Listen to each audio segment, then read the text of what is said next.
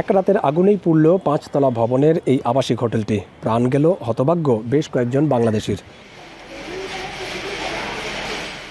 কলকাতার new market এলাকার মির্জা গালিব স্ট্রিটের শিখাহীন হোটেলটিতে মধ্যরাতের ভয়াবহ আগুনে ঘুমন্ত অবস্থায় যাদের প্রাণ গেল তাদের প্রায় সবাই বাংলাদেশি নাগরিক। কেউ এসেছিলেন চিকিৎসা করাতে, কেউ হয়তো ঘুরতে। ৫ তলা ভবনটিতে আগুন ছড়িয়ে পড়লে শুরু হয় হুড়োহুড়ি। কিছু বুঝে ওঠার আগেই সবকিছু শেষ। হোটেলের ৩ তলায় প্রথমে আগুন লাগলে তা দ্রুত ছড়িয়ে পড়ে অন্তত ৪টি কক্ষে। কালো ধোঁয়া পুরো ভবনে ছড়িয়ে পড়লে পরিস্থিতি ভয়াবহ হয়ে ওঠে। প্রায় ২ ঘন্টার চেষ্টায় আগুন নিয়ন্ত্রণে আনতে সক্ষম হয় দমকল বাহিনী। তবে এর আগেই হোটেলের একটি অংশে আগুনে পুড়ে ক্ষতিগ্রস্ত হয়। হোটেলটির প্রবেশ ও বের হওয়ার পথ সংকীর্ণ থাকায় অনেকেই ভেতরে আটকা পড়েন। ভিটামিন ই ও সি সিরাম, 8টি প্রাকৃতিক অয়েল সমৃদ্ধ লিলি সিরাম অয়েল, যা চুল পড়া কমায় মাত্র 30 দিনে।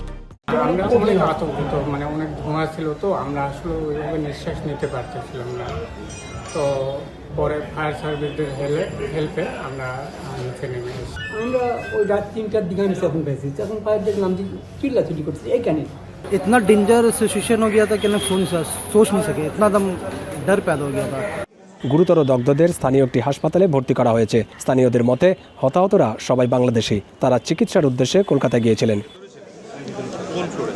এরই মধ্যে ঘটনাস্থলে উপস্থিত হয়েছেন শিল্পমন্ত্রী তাপস রায়, পৌর ও নগর উন্নয়ন মন্ত্রী অগ্নিমিত্রা পাল, তথ্য ও সংস্কৃতি মন্ত্রী পূর্ণিমা চক্রবর্তী সহ আরও অনেকে। যে ধরনের সমস্ত পারমিশন লাইসেন্সের দরকার হয় সেগুলো আছে কিনা সেগুলো দেখা হবে, তাদের অ্যারেস্ট করা হবে এবং আইন অনুযায়ী তাদের বিরুদ্ধে ব্যবস্থা নেওয়া হবে। इसके कोई फायर लाइसेंस नहीं है, ट्रेड लाइसेंस नहीं है, पता नहीं सीएससी कैसे परमिशन दिए। 100 कनेक्शन 10 एसी चल रहे। হোটেলটিতে মোট কতজন অতিথি ছিলেন সে বিষয়ে এখনও নিশ্চিত কিছু জানা যায়নি। এসি বিস্ফোরণ থেকেই আগুনের সূত্রপাত বলে প্রাথমিক ধারণা করা হলেও সে বিষয়েও স্পষ্ট কিছু জানায়নি কেউই। দীপক দেবনাথ, এখন, কলকাতা।